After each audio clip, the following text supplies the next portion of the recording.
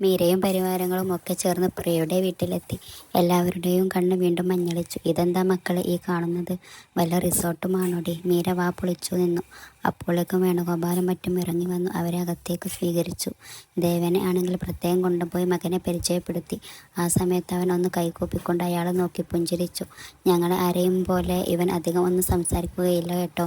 അച്ഛൻ പറയുന്നത് കേട്ടതും നിരഞ്ജന് ദേഷ്യം തോന്നി. "മക്കളെ വരൂട്ടോ, കുറച്ച് ചടങ്ങ് കൂടി ബാക്കിയുണ്ട്." ഇരുവരെയും കൊണ്ടുപോയി അകത്തെ മുറിയിൽ ഇരുത്തിയ ശേഷം മധുരം വെപ്പ് ചടങ്ങ് ആയിരുന്നു പിന്നീട് നടന്നത്. എല്ലാവരും വളരെ ആഹ്ലാദത്തിലാണ്. കുട്ടികളൊക്കെയും പ്രിയയുടെ ചുറ്റിനും കൂടി നിൽപ്പാണ്. അവരുടെയൊക്കെ കളിച്ചിരികൾ കാണുമ്പോൾ മാത്രം പ്രിയക്ക് തൻ്റെ മനം നിറഞ്ഞു. പിന്നീടാണെങ്കിൽ വൈകിട്ടത്തെ ഫംഗ്ഷനുള്ള തിരക്കിലായിരുന്നു എല്ലാവരും. പ്രിയയെ അണിച്ചൊരുക്കുവാൻ അടുത്ത ബ്യൂട്ടീഷ്യൻ എത്തിയവൻ അവളാകെ മടുത്തിരുന്നു. അപ്പോഴേക്കും വില കൂടിയ മുന്തിയിനം ഒരു കുർത്തയും മുണ്ടും ഇട്ടുകൊണ്ട് നിരഞ്ജൻ ഇറങ്ങി വന്നു. അവൻ്റെ പിന്നിലായി അതേ കളറുള്ള ലഹങ്ക ധരിച്ചുകൊണ്ട് പ്രിയയും. അതിനോട് മാച്ചായിട്ട് ഡയമണ്ട് ആഭരണങ്ങളായിരുന്നു അവളെ അണിയിച്ചത്. ആളുകൾക്കൊക്കെ അവളിൽ നിന്നും കണ്ടെടുക്കാൻ പോലും തോന്നിയില്ല. അത്രയ്ക്ക് മനോഹരിയായിരുന്നു പ്രിയ. ആരൊക്കെയോ ഒന്ന് ആശംസകൾ നേർന്നു പോയി. ആരെയും പ്രിയക്ക് പരിചയം ഇല്ലായിരുന്നു. അരുന്ധതിയാണ് എല്ലാവരെയും അവൾക്ക് പരിചയപ്പെടുത്തി കൊടുക്കുന്നുണ്ട്. ഒരു പുഞ്ചിരിയോട് കൂടി അവൾ അവിടെ നിന്നു. "എന്താണ് നിരഞ്ജൻ മാത്രം തന്നോട് മിണ്ടാത്തത്? ഇനി ഇയാൾക്ക് തന്നെ ഇഷ്ടമായില്ല കാണില്ലേ ആവും. ഇയാളുടെ മനസ്സ് അറിയാതെയാണോ അമ്മ തന്നെ ഇങ്ങോട്ട് കൂട്ടിക്കൊണ്ടുവന്നത്? ഇനി അതുകൊണ്ടാണോ തന്നെ ഏതേവരെയുമായിട്ട് കാണാൻ പോലും വരാഞ്ഞത്? എന്തൊക്കെയോ അരുതാത്തത് സംഭവിക്കാൻ പോകുന്ന പോലെ." "എൻ്റെ കണ്ണാ, ചെറിയച്ഛന് തെറ്റ് പറ്റിയോ?" 100,000 ചോദ്യങ്ങൾ അവളുടെ മനസ്സിൽ കൂടി കടന്നുപോയി. പതിയെ പതിയെ എല്ലാവരും പിരിഞ്ഞു പോകാൻ തുടങ്ങി. ദേവനും മീരയും ബാക്കി എല്ലാവരും യാത്ര പറയാൻ വന്നു. "മോളെ, 4-ാം നാൾ അങ്ങോട്ട് ഇറങ്ങൂ കേട്ടോ." മീര വാത്സല്യത്തോടെ അവളെ തഴുകി. അവൾക്കറിയാം മീരയുടെ അഭിനയമാണെന്ന്. ദേവന്റെ കൈ രണ്ടും കൂട്ടിപ്പിടിച്ചപ്പോൾ പ്രിയക്ക് കണ്ണു രണ്ടും നിറഞ്ഞൊഴുകി. അയാളാണെങ്കിൽ അതീവ വാത്സല്യത്തോടെ അവളെ ചേർത്ത് പിടിച്ചു. നിരഞ്ജന്റെ കൈകളിൽ ആ വലം ചേർത്ത് വെച്ചു കൊടുത്തു. അങ്ങനെ അവരും പോയി. വേണുഗോപാൽ വന്ന് നിരഞ്ജനെയും കൃഷ്ണപ്രിയയെയും കൂട്ടി മുത്തച്ഛൻ്റെയും മുത്തശ്ശിയുടെയും അടുത്തേക്ക് പോയി. വിവാഹത്തിന് അവരെ കാണിച്ചുകൊണ്ട് അരുന്ധതി കാൽ തൊട്ട് വന്നണക്കാൻ പറഞ്ഞായിരുന്നു പ്രിയയോടും നിരഞ്ജനോടും. പക്ഷെ അവൾക്ക് ആരാണ് എന്ന് അറിയില്ലായിരുന്നു. കൃഷ്ണപ്രസാദും ത്രയംബികയും ഭാമയും അവരുടെ ഭർത്താവ് മഹാദേവനും അവരുടെ മക്കളും. അങ്ങനെ വലിയൊരു കുടുംബം ആണ് ഇതെന്ന് അവൾ ഓർത്തു. നിരഞ്ജൻ തന്നോടൊഴികെ എല്ലാവരോടും സംസാരിക്കുന്നുണ്ട്, തമാശകൾ പറയുന്നുണ്ട്. തന്നോട് മാത്രം എന്താ ഇങ്ങനെയെന്ന് അവൾ ഓർത്തു. അങ്ങനെ ചടങ്ങുകൾ എല്ലാം കഴിഞ്ഞു. "മോളെ, ഇനി റൂമിലേക്ക് പോയി റെസ്റ്റ് എടുക്കുക കേട്ടോ. നേരം 10 ആയി. നിരഞ്ജന് റൂം കാണിച്ചു കൊടുക്കു ദേവു." അരുന്ധതി ഒരു പെൺകുട്ടിയോട് പറയുന്നത് അവൾ കേട്ടു. "വരൂ ഏട്ടത്തി." ദേവു വന്ന് അവളെ നിരഞ്ജന്റെ റൂമിലേക്ക് കൊണ്ടുപോയി. "ഏട്ടത്തിയുടെ ഡ്രസ്സെല്ലാം ആ കബോർഡിൽ ഉണ്ട് കേട്ടോ. ഒന്ന് കുളിച്ച് ഫ്രഷ് ആകൂ." ദേവിക പറഞ്ഞു. "ദേവിക പഠിക്കുകയാണോ?" പ്രിയ ചോദിച്ചു. "ഞാൻ MBA ചെയ്യുക ഏട്ടത്തി." അവൾ മറുപടി കൊടുത്തപ്പോൾ നിരഞ്ജൻ അങ്ങോട്ട് വന്നു. "ആ, എത്തിയല്ലോ മണവാളൻ." "ഏട്ടാ, അതെ, ഞാൻ ഏട്ടത്തിയെ ഇവിടെ കൊണ്ടുവന്നു. ഏട്ടൻ്റെ മുമ്പിൽ എത്തിച്ചിട്ടുണ്ട് കേട്ടോ. ഇനി കൈ പിടിച്ചു തരണോ?" എന്ന് ചോദിച്ചു. പ്രിയയുടെ കൈ എടുത്തവൻ നിരഞ്ജന്റെ കയ്യിൽ വെച്ചു കൊടുത്തിട്ട് ദേവിക ഓടി. ഒരു നിമിഷത്തേക്ക് രണ്ടുപേരും പകച്ചുപോയി. നിരഞ്ജൻ പെട്ടെന്ന് കൈ പിൻവലിച്ചു. അവൻ മേശയിൽ വെച്ചിരുന്ന ഫോൺ എടുത്തുകൊണ്ട് ആരെയോ വിളിക്കുന്നത് അവൾ കേട്ടു. പ്രിയക്ക് എന്ത് ചെയ്യണം എന്ന് അറിയില്ലായിരുന്നു. "കൃഷ്ണപ്രിയ, പോയി കുളിച്ചോളൂ." നിരഞ്ജൻ ഫോൺ വെച്ചിട്ട് അവളെ നോക്കി പറഞ്ഞു. "തൻ്റെ പേരൊക്കെ അറിയാലോ, അത്രയും സമാധാനം." അവൾ ഒന്ന് ആശ്വസിച്ചു. പ്രിയ കുളി കഴിഞ്ഞ് ഇറങ്ങി വന്നപ്പോൾ ദേവിക അകത്തുണ്ടായിരുന്നു. "ഏട്ടത്തെ കഴിക്കാൻ വരൂട്ടോ." വല്യേട്ടൻ പോയി താഴേക്ക്. ഇളം പച്ച നിറം ഉള്ള ഒരു സൽവാറാണ് പ്രിയ ധരിച്ചിരിക്കുന്നത്. ദേവിക അവളെ കണ്ണെടുക്കാതെ നോക്കിയിരിക്കുകയാണ്. "ഏട്ടത്തി, സിന്ദൂരം അവിടെയുണ്ട് കേട്ടോ." എന്ന് പറഞ്ഞ് അവൾ കുങ്കുമച്ചപ്പ് എടുത്തു കൊടുത്തു. നിരഞ്ജൻ ചാർത്തിയ കുങ്കുമം സീമന്തരകയിൽ നിന്നും മാഞ്ഞു പോയില്ലായിരുന്നു. അതിൻ്റെ മുകളിലായി അവൾ ദേവിക കൊടുത്ത സിന്ദൂരം ചാർത്തി.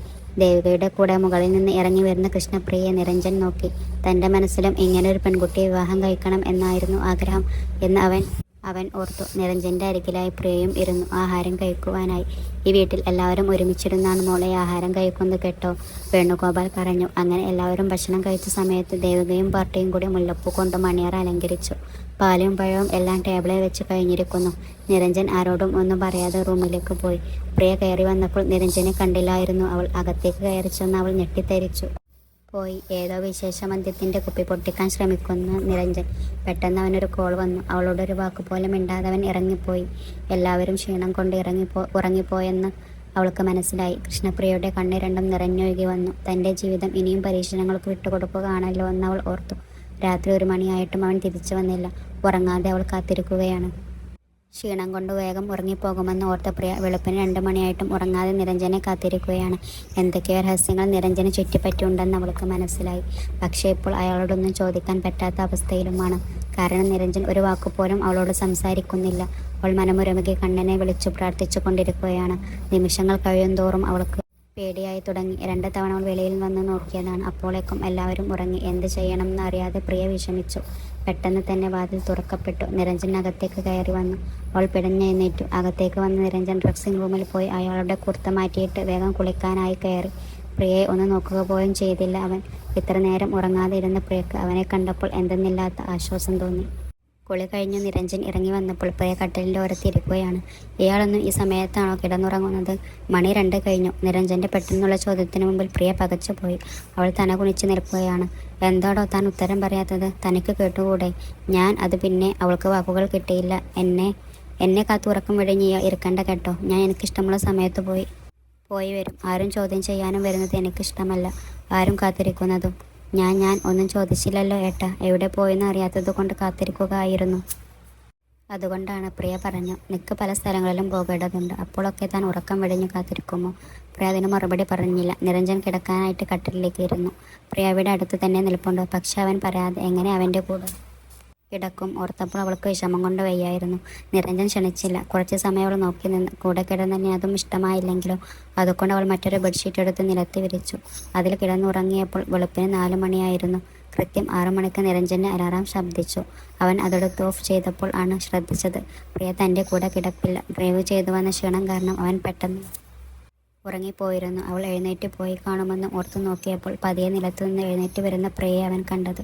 അലാറത്തിൻ്റെ ശബ്ദം കേട്ട് അവൾ എഴുന്നേറ്റതായിരുന്നു. അവൾ എഴുന്നേറ്റ് ബാത്റൂമിലോട്ട് വേഗത്തിൽ പോയി. നിരഞ്ജൻ ആകെ ക്ഷീണിതനായിരിക്കുന്നതുകൊണ്ട് ഉറങ്ങിപ്പോയത് അറിഞ്ഞില്ല. അതുകൊണ്ടാണ് പ്രിയ നിലത്ത് കിടന്നവൻ കാണാത്തത്. പാവം കൃഷ്ണപ്രിയ. അമ്മൊറ്റ കാരണം ആണ് ഈ കുട്ടി ഇങ്ങനെ വേദനിക്കുന്നത്. തൻ്റെ സമ്മതം ആരായുക പോലും ചെയ്യാതെ അമ്മ നടത്തിയ വിവാഹമാണിത്. വെറുതെ ആ കുട്ടിയുടെ കൂടെ കണ്ണീരു കാണാൻ അവന് കല്ല് കരയാൻ തുടങ്ങി. പ്രിയ കുളി കഴിഞ്ഞ് ഇറങ്ങി വന്നു. നീല കണ്ണാടിക്ക് മുമ്പിൽ നിന്ന് നീണ്ടു നീളുന്ന മുടി അവൾ അഴിച്ചു തോർത്തുകയാണ്. മുടിയിൽ നിന്നും വെള്ളം അവൻ്റെ മുഖത്തേക്ക് തെറിച്ചു വീഴുന്നുണ്ട്. നിരഞ്ജൻ ഉറങ്ങുകയാണ് എന്നാണ് അവളുടെ ധാരണ. മുടി തോർത്തി കെട്ടിവെച്ചിട്ട് അവൾ കുങ്ങവും ചപ്പെടുത്ത് സിന്ദൂരം ചാർത്തി. നിരഞ്ജൻ്റെ പാദത്തിലുള്ള തണുത്ത കാരസ്പർശം ഏൽപ്പിട്ടപ്പോൾ അയാൾ കാൽ പെട്ടെന്ന് വലിച്ചു. കൃഷ്ണപ്രിയയും ഞെട്ടിപ്പോയി. അയാളുടെ കാലിൽ തൊട്ട് വണങ്ങി. എനിക്കിതൊന്നും ഇഷ്ടമല്ല. മേലാൽ ഇതാവർത്തിക്കരുത്. ഓരോരോ ശീലങ്ങൾ എവിടെ നിന്ന് കണ്ടുപിടിച്ചു കൊണ്ടുവന്നതാണോ ഇതിനെ? നിരഞ്ജൻ ആണെങ്കിൽ ദേഷ്യത്തിൽ കിടക്കിൽ നിന്ന് എഴുന്നേറ്റപ്പോൾ കൃഷ്ണപ്രിയ വേഗം പുറത്തിറങ്ങിയിരുന്നു.